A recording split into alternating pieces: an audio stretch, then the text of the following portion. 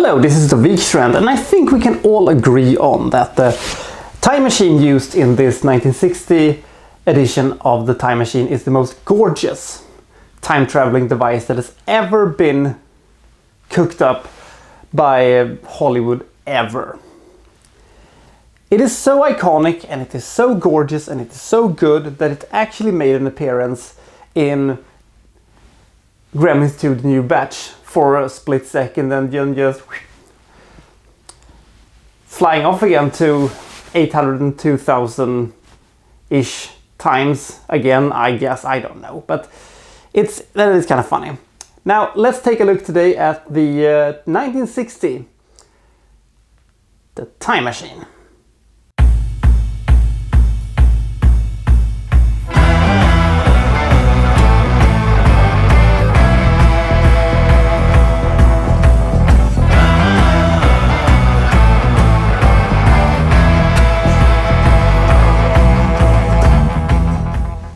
It's a pretty faithful adaptation of H.G. Wells' 1894 original book, and Rod Taylor is our time traveler who starts this movie by, just checking out what's going to happen in the future. It doesn't go backward in time, goes forward, and he's experienced the First World War and then the Second World War, and then in 1966 he meets up with an aged Philby, his closest friend, who warns him about the effects and the dangers of a time machine. And then he sees a nuclear satellite falling off the sky, and then he decides to punch ahead a lot. So he goes pretty far into the future, you could say, to 802,000 AD. Jesus Christ! In the future, apparently, we have two separate groups of humans. We have the Morlocks, who lives underground. They look like the orcs from the Lord of the Rings movies, but with white hair. And then we have the Eloys living above surface. They look a bit more like something out of a weird health magazine from the 1960s. The Eloys are in fear all the time, and the Morlocks are luring them down to feed on them and tricks them and stuff like that. It's a bit stupid. Never mind about that.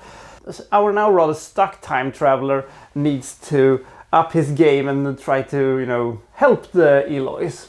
The easiest way to describe the Time Machine is by one word: charming.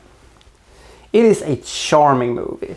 The sets, the hair, the clothes, the hokey fighting sequences, the matte paintings, the colors. It is so charming.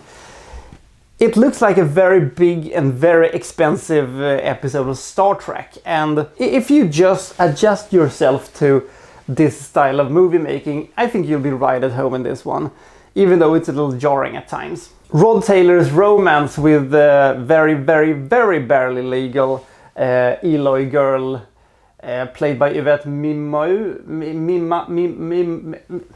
this chick, French names, is a little bit whatever. The Time Machine is entertaining, the Time Machine is a bit of a classic, and if you haven't seen it, I think you should see it. It is a true product of its time, and you can laugh at how silly some stuff look, but it is still very entertaining, and it is very honestly made, and you do get entangled in the story, and you do care about the Eloys, and you really want to see them bash their brains into the Morlocks. One thing that has always bothered me about the Time Machine as a book and as this movie, it is the fact that I love time traveling so much, mostly because I love time travel paradoxes, and this movie has none of it, because they never go backwards and they never do anything that impacts the future or anything like that, even though it is kind of fun to see when he's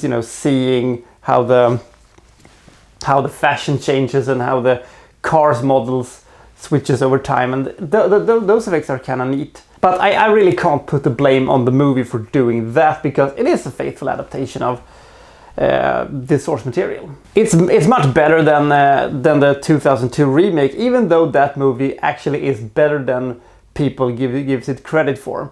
But I'm racking up a solid 69 points for this movie. It is fun, it is entertaining, it is a gorgeous looking movie, it has grand scope, and it's a fantastic, bright and colorful movie, and it has a lot of creativity in it. I think this is a very good movie. Yes, it is a little hokey and it is a little silly sometimes, but it was how they made movies back then, and it is still a big budget version of the more hokey 1950s adventure sci-fi movies. So that was The Time Machine, and join me next time when I will be reviewing, well, so and so from such and such. Thank you for watching. Thank you very much.